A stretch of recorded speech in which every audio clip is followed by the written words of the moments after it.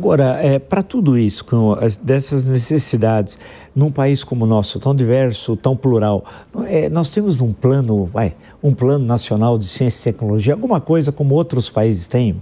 Claro que são regimes políticos diferentes. O exemplo da China é clássico, mas é um regime político muito diferente que o nosso. Da gente pensar daqui 5 anos o que queremos, daqui 10 anos, daqui 15 anos e assim por diante. Pois é, nós temos vários planos nacionais. Eu, quando ministro da Educação, fui o primeiro ministro a aplicar o Plano Nacional de Educação, que ficou praticamente sem continuidade por causa da turbulência política e da falta de dinheiro. Mas, pelo menos ali, eu lancei a Base Nacional Curricular Comum, que começou a ser discutida e acabou sendo adotada, com suas qualidades, talvez alguns defeitos, mas foi talvez o único resultado mesmo do PNE de 2014 que expirou no ano passado.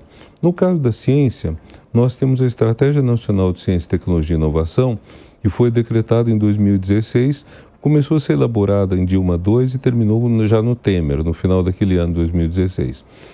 Agora, acaba de ser criado o grupo de trabalho para elaborar uma nova estratégia nacional, porque essa teria vencido em 2022 e foi muito pouco aplicada. Então, nós temos que discutir o que nós queremos. Tem algumas coisas óbvias. Nós queremos, por exemplo, fazer render nossa biodiversidade, que é um tesouro gigantesco. Nós precisamos fazer a transição energética, nós precisamos ter ciência para saber como melhor forma de promover a inclusão social. E a inclusão social não é só para fazer o bem dos excluídos, é também para fazer o bem do país, porque nós temos talentos numa quantidade enorme que são deixados de lado. Então, nós temos que elaborar isso. Eu colocaria como prioridade a questão da transição energética, a questão da biodiversidade e a questão também de que um país do tamanho do Brasil, Vila, ele tem condições, ele pode e, portanto, tem a obrigação de ter pesquisa em tudo. Quer dizer, nós não podemos... Se nós fôssemos o Uruguai, que é um país belíssimo, encantador, culto, etc., você teria que escolher alguns assuntos para estudar. No Brasil, você pode dizer, vamos ter gente boa em tudo. Até egiptologia e assiriologia. Eu gosto de falar isso para chocar os amigos cientistas de exatas e biológicas. Mas veja, nós precisamos ter alguns assiriólogos no Brasil. Não é um grande grupo, mas alguns nós temos que ter. E nós temos em todas as áreas que acompanhar o que está sendo feito de top no mundo. E fora isso, acho que o Brasil tem condições e tem o dever de dizer onde nós queremos ser protagonistas, com vistas a dentro de algumas décadas sermos os melhores do mundo. Quem tem Amazônia tem uma obrigação. Você não pode ter Amazônia e dizer vamos ficar sentados em cima ou vamos fazer como aquele ministro do Bolsonaro que queria tirar madeira e exportar. Não, você tem produtos lá que são maravilhosos, que podem curar doenças, podem aumentar a expectativa de vida, melhorar a qualidade de vida. Tudo isso está hoje na nossa mesa, né? Diante de nós. Eu acho que a gente precisa ter essa estratégia nacional. Foi criada a comissão, o grupo de trabalho para elaborá-la. Eu fui convidado para ser membro. São 10 pessoas, a gente deve começar acho que no fim de junho e tem 3 meses para entregar a proposta ao governo. Eu espero a gente articular isso com a proposta de um Brasil, como diz a Constituição, uma sociedade próspera, justa e solidária. Mas eu pergunto o seguinte, como associar o desenvolvimento da ciência e tecnologia com a educação, concretamente? Porque, por exemplo, uma vez eu estava participando, estava em outro local discutindo e falei, puxa vida, a gente precisava fazer grandes Olimpíadas de matemática, química, física, biologia, das diversas áreas do conhecimento. E eu falei, olha, no caso, a importância que é para o desenvolvimento científico, o desenvolvimento da matemática.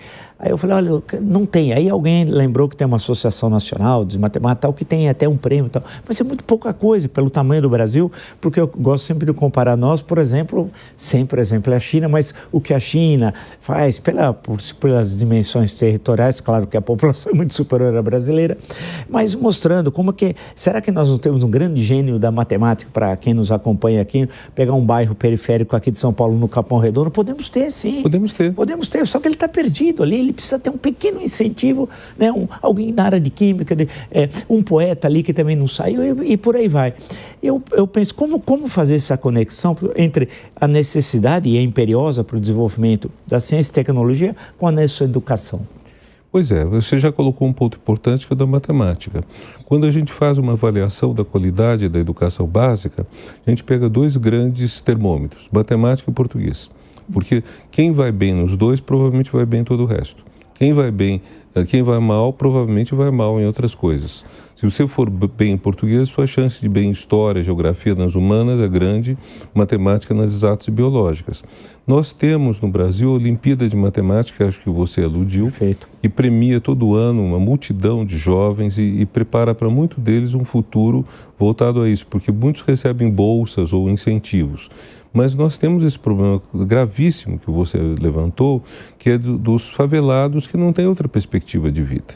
Inclusive, você veja, uma pessoa que mora numa favela, quais as chances dela de se projetar? Basicamente futebol, funk e pouca coisa mais. Agora, ser médico, ser empresário, ser dentista, ser engenheiro, medicina, isso tudo está muito barrado, está difícil. Nesse ponto, a política de cotas é muito positiva, mas tem que ser expandida, tem que ser uma coisa que valorize muito. Aliás, há um dado interessante na avaliação do Enem. O Chico Soares, que era presidente do Instituto Nacional de Estudos Pedagógicos, quando eu fui ministro, me passou. Dados de 10 anos atrás, mas eu creio que deve estar meio parecido. O INEP divide em 7 níveis socioeconômicos as pessoas dessa idade, dessa faixa etária, 15, 18 anos, 7 níveis. No nível mais alto, mais rico, a média na nota do Enem é 610. No nível mais baixo, 420. Moral da história, não tem nada a ver com a inteligência da pessoa, é proveniência social. Então, se você é pobre e tem 500 pontos no Enem, você está acima da sua média. Parabéns. Se você é rico e tem os mesmos 500 pontos, você é meio vadio, né? Não é um bom estudante. Então, a gente tem que neutralizar esses fatores que deformam as pessoas, mas você não vai neutralizar, por exemplo, mudando a nota, dizendo, não, vou dar 100 pontos a mais. Você neutraliza na fase seguinte, na hora de entrar na universidade, na hora de calcular a nota. Por isso que é bom o pessoal que vai prestar a universidade entender. O Enem é uma coisa importante, é um termômetro, mas o direito de entrar na universidade é o SISU, Sistema de Seleção Universitária, pelo qual você pode, então, dizer metade das vagas das universidades federais vão para pessoas que fizeram escola pública, no ensino médio inteiro. A pessoa pode ser negra ou branca, tem essa metade. Os negros indígenas têm um percentual sobre essa metade. Então, um negro, por exemplo, que fez, digamos, uma escola particular, mesmo que tenha sido com bolsa, não tem direito a cotas, porque ele não teve os mesmas oportunidades que teve, ele teve mais oportunidades, aliás, do que a pessoa que fez escola pública. Então, essa política é boa, mas tem que ser expandida. Isso, obviamente, custa dinheiro. Exige políticas públicas, que é uma coisa crucial, né? Então, acho que a gente está nessa fase, e uma fase de muita dificuldade para isso, mas para chegar à tua pergunta. Sim. Como que a educação se articula com a ciência?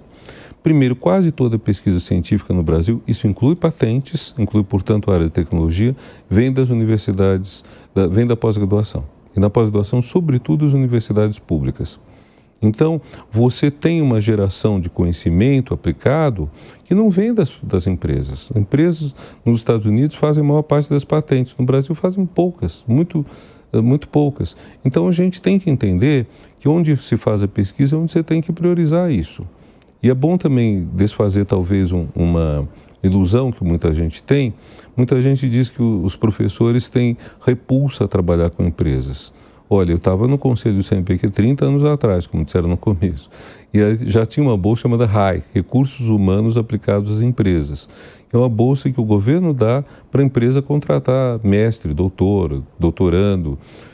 Depois teve as leis do bem, a lei do bem, acho que de 2005, que permite ao professor universitário trabalhar junto com a empresa e ter certas vantagens, certa remuneração por isso. Então, muita coisa foi feita. Eu sim, do lado da universidade, na direção da empresa. Eu sinto que falta um pouco a recíproca, viu? Ah, é? É. A minha impressão é que falta um pouco a recíproca. Não sei se você lembra de um empresário, Neide Araújo Bittencourt. Ele foi meu amigo, era meu amigo, e ele foi meu colega no CD do CNPq. E o Ney dizia uma coisa interessante, dizia que a cola usada do couro no Brasil é uma cola importada que não é adequada ao couro do gado brasileiro, função de solo, luz, calor, etc., o gado originário da Índia ou do Reino Unido se adaptou ao Brasil. Ele falava, tem que fazer uma pesquisa e gerar uma qualidade total nisso daí. Não pode ser uma cola que eventualmente desgruda. E você veja, então, para um empresário, soa mais fácil você comprar a cola pronta, mesmo que não seja perfeita, do que você investir em pesquisa, que sempre é risco, né? Esse é um ponto também que quem não é da área às vezes não sabe. Tem gente que pensa que você pode dizer, eu vou fazer uma pesquisa para chegar a tal resultado. Você não sabe se vai chegar a tal resultado. Pode dar tudo errado e pode resultar numa coisa diferente. Eu gosto da história do aspartame. Dizem que o aspartame foi descoberto porque um cientista colocou o dedo numa substância e no outro em seguida levou à boca, uma estupidez total. E aí achou que viu um gosto muito bom, açúcar sem aquele negócio da sacarina, que é meio ruim, né?